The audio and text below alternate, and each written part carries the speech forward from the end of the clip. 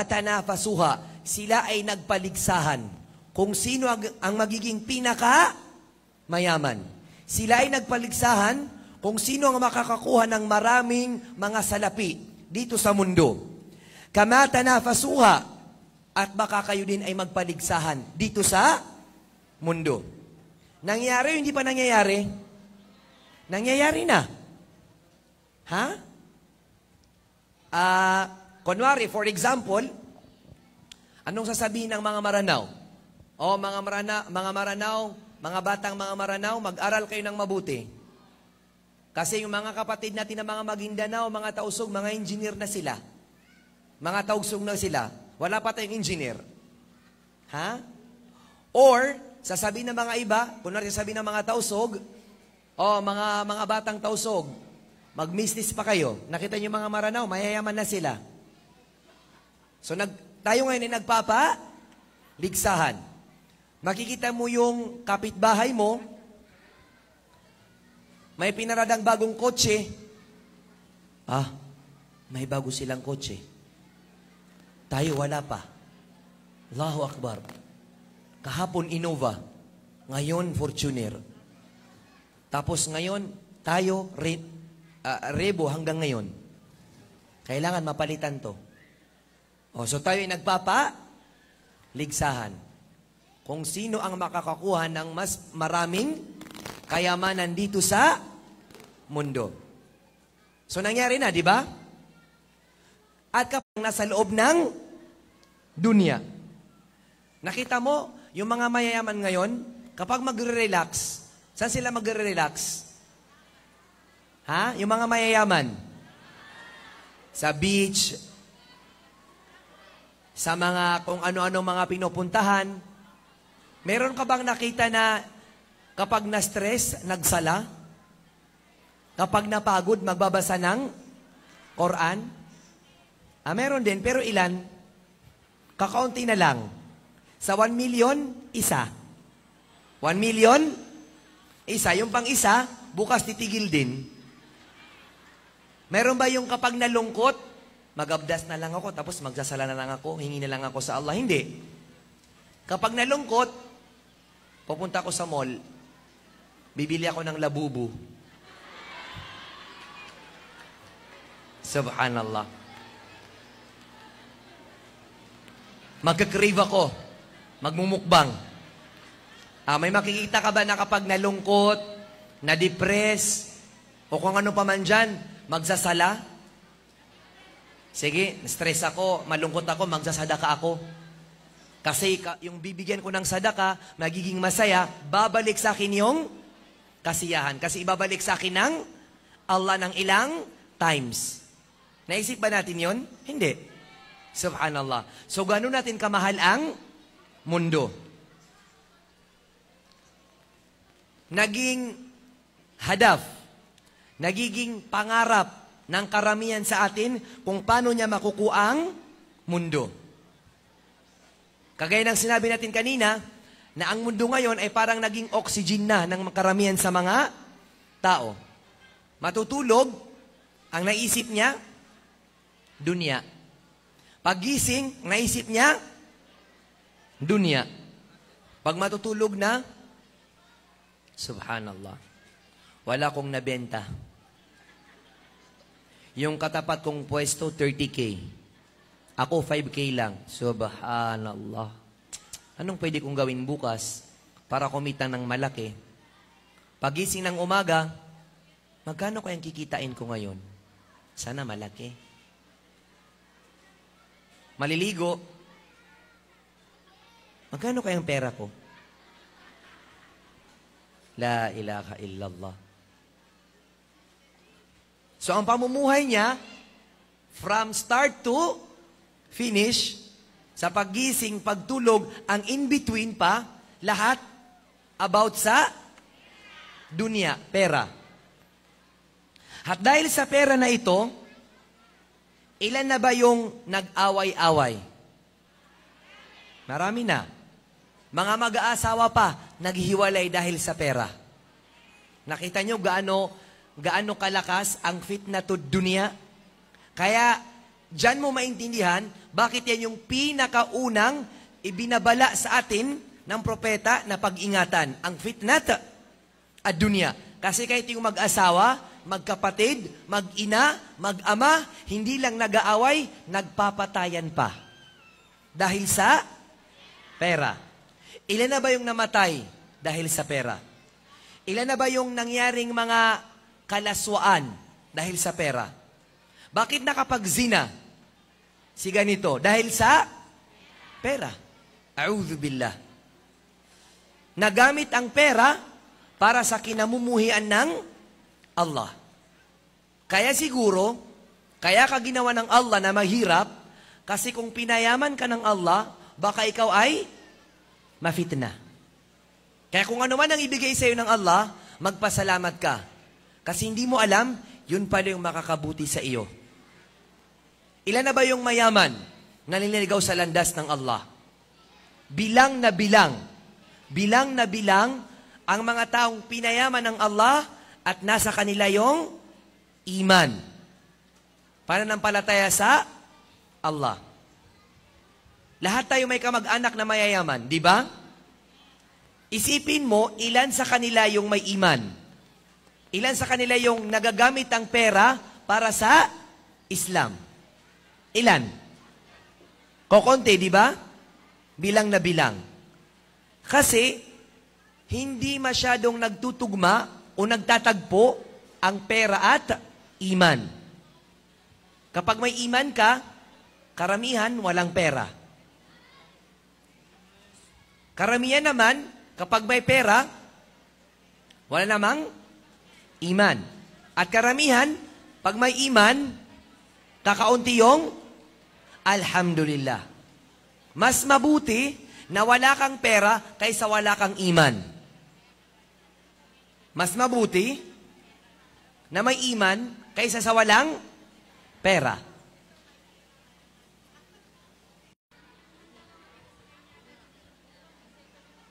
Mashallah, tabarakallah.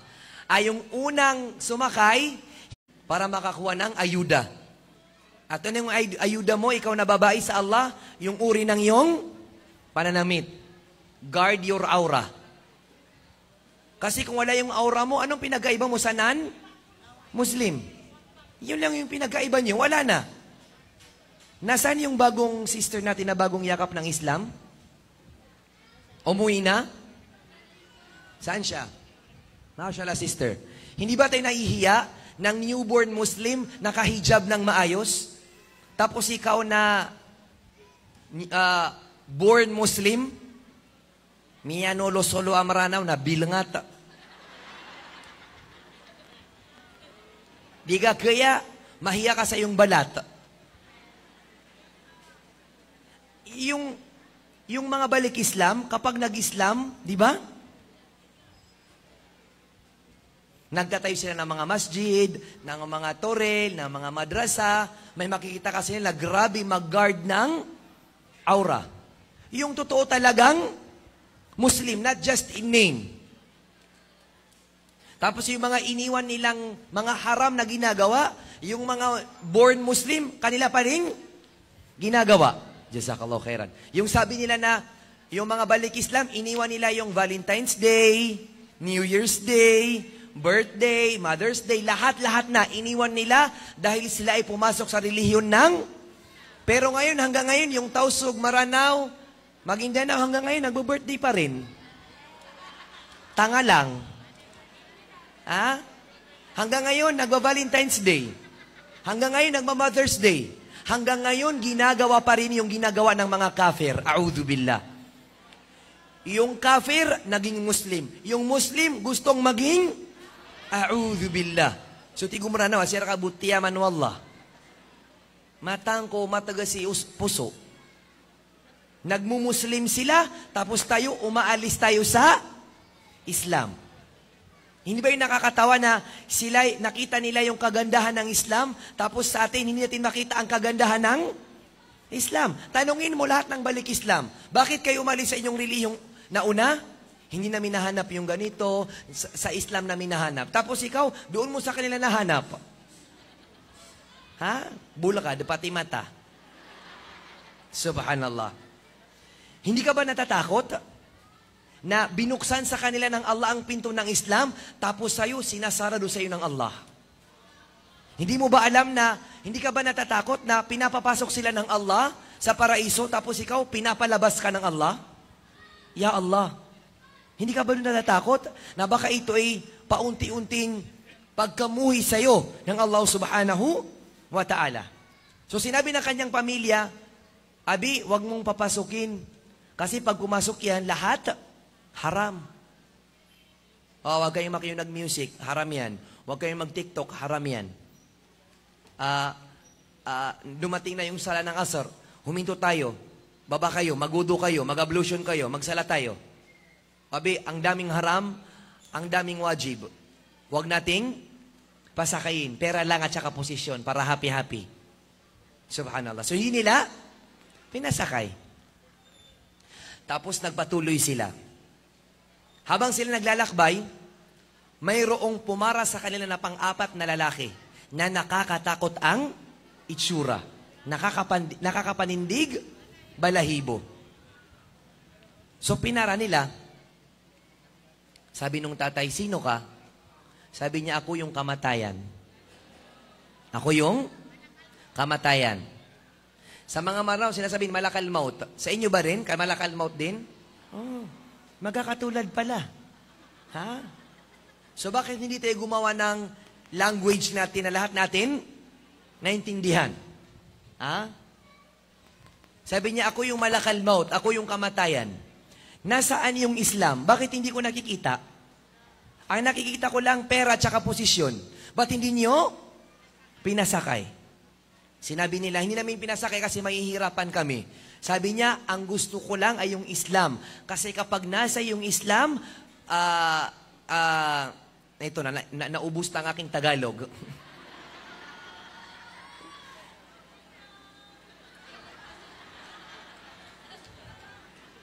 Ano, perfect kayo? Kayong pumunta dito. Kasi hindi kayo nagkakamali. Ha? Kung perfect yarn, pasensya na. Hindi ako perfect.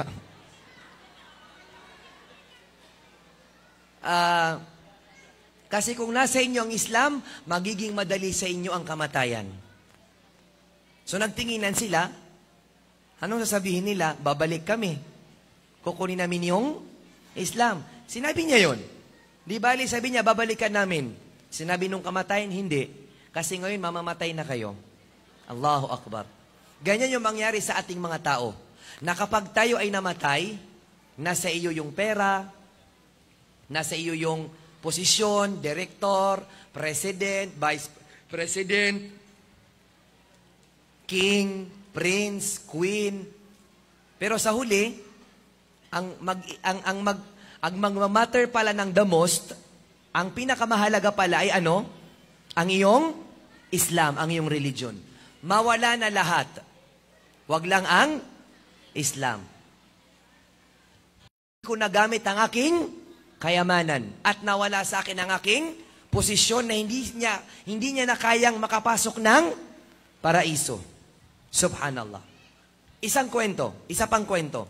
Kung gaano natin kagusto ang mundo. Mayroon daw isang lalaki sa mga Maranao, manguda, kabataan, binata. Sa Tausug, anong Tausug ng binata? Sokol? Sobol. Ba?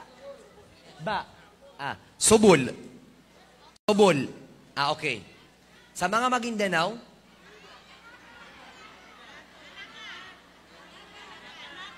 Kanakan? Kanakan. Kanakan. Maibang tribe dito? Yakan? Ano sa yakan ng manguda? Binata? Sobol. Parang ano din. Okay. Mayroon daw isang kanakan o sobol o manguda nakakita ng napakagandang dalaga. Sa Maranao, raga. Sa Maguindanao, L. Laga. Sa tausog? Bujang. Bo. Bujang. Bo. G. Gujang. Gujang, laga, raga. Nagiging dictionary na tayo dito. Nakita daw ni Manguda si Raga. Nakita daw ni Kanakan si Laga. Nakita daw ni Subol si Gujang. So pumunta siya sa kanyang tatay. Sabi niya, Abi, nakakita ko ng Laga, Gujang, Laga. Sabi niya, ipakita mo sa akin. Ako ang magdidesisyon kung aasawahin mo siya o hindi. So dinala nung binata yung dalaga doon sa kanyang tatay. Nakita nung tatay at nagustuhan niya yung dalaga. Sabi niya sa kanyang anak, ako yung mag-asawa sa kanya.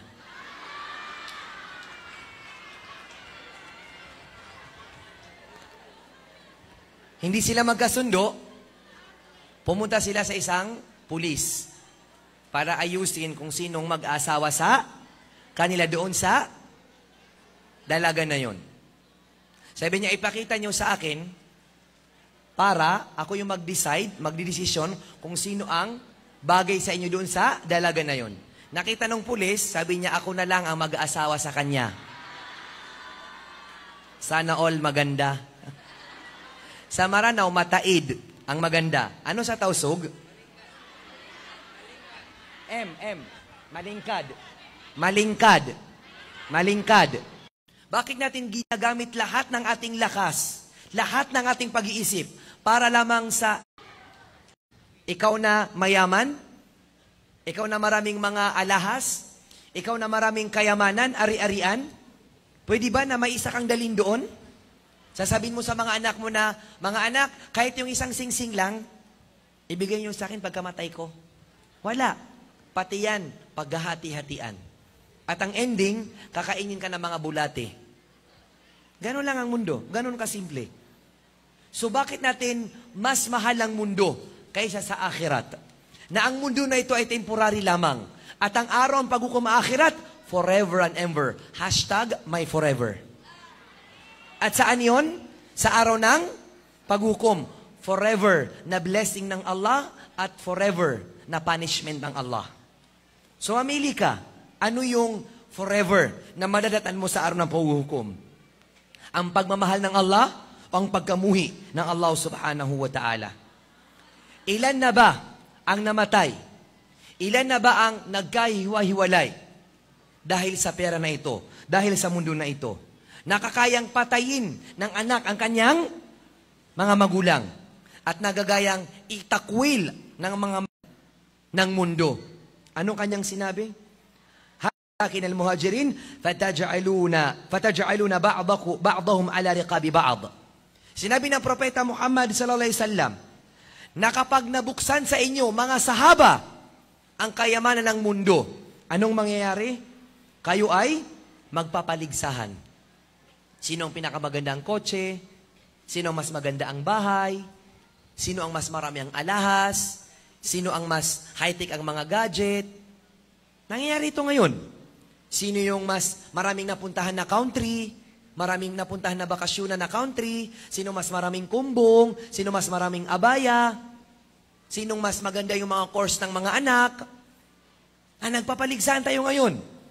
Kapag nabuksan na sa atin ang kayamanan ng mundo, sinabi pa niya, at kapag kayo nagpaligsahan, kayo ay magkakainggitan. Malalagay sa inyong mga puso ang mga inggit. Bakit siya mas maraming alahas? Bakit siya mas maraming pera? Bakit sa kanya yung mga anak niya mas matatalino? Bakit yung kotse niya lagi na lang bago? Malalagay sa ating mga puso ang inggit. At ang tao kapag inggit, ano mangyayari? Thumma tatadabarun. Kayo ay magtatalikuran. Hindi kayo magpapansinan. Kasi inggit ka sa kanya. At kapag kayo nagtalikuran, ano mangyari? Thumma tatabagadun, kayo ay magkakamuhian. Kasi inggit ka sa kanya, hindi mo siya papansinin. Assalamualaikum. Huwag niyo yung pansinin. Yan yung hate na hate ko. Allahu Akbar. At kapag kayo ay nagkakamuhian, ano mangyayari? Fataj'aluna ba'dahum ala riqabi ba'd, at kayo ay magpapatayan. La ilaha illallah. Na'udhu billahi min dhalika. Ilan na ba? Ilan na ba ang mga taong ganito ang kanilang sitwasyon? Nagsimula na sila ay binuksan sa kanila ng Allah ang kayamanan, at ang huli, anong nangyari? Sila ay nagpatayan. La ilaha illallah. Yan yung sinabi ng Propeta Muhammad sallallahu alaihi wasallam. Badiru bil a'mal fitanan kakita'il laylil mudlim. Samantalahin nyo ang inyong lakas na kayo ay magsimba sa Allah. Samantalihin mo na ikaw ay malakas para magsala, mag-fasting, mag-hajj, etc. etc. Bakit? Una, dahil darating ang panahon na darating ang napakaraming fitna. Ano itong fitna? Kakita'il mudlim.